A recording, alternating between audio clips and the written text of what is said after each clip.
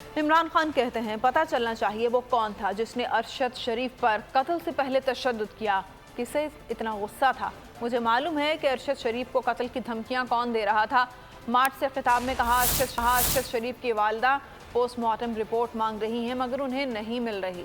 عمران خان نے سوال اٹھایا کہ ارشد شریف کی پوسٹ مارٹم رپورٹ ان کی والدہ کو نہیں مل رہی تو ویڈیو ٹی وی اینکر کے پاس کہاں سے آئی؟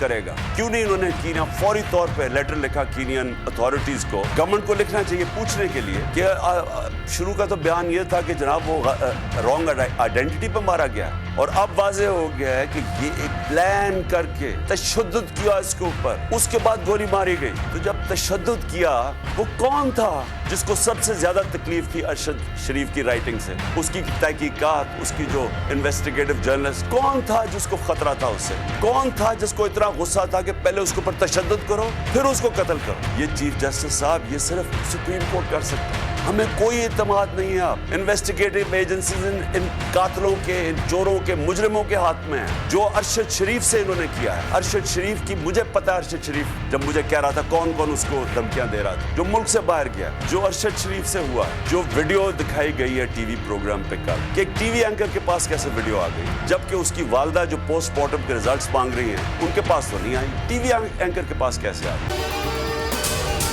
اگر آپ کو یہ ویڈیو پسند آئی ہے تو ہمارے چینل کو سبسکرائب کریں اور بیل آئیکن کو پریس کریں۔ بہت اچھی کوریج کی ہے، یہ مارچ کی تو زبردست کوریج تھی، بول کی پرابلی سب سے بیسٹ تھی۔ سب سے زیادہ ریلز اور سب سے زیادہ ریٹنگ کے ساتھ بول رہا نمبر 1۔ سبسکرائب کریں اور بیل دبائیں تاکہ کوئی خبر رہ نہ جائے۔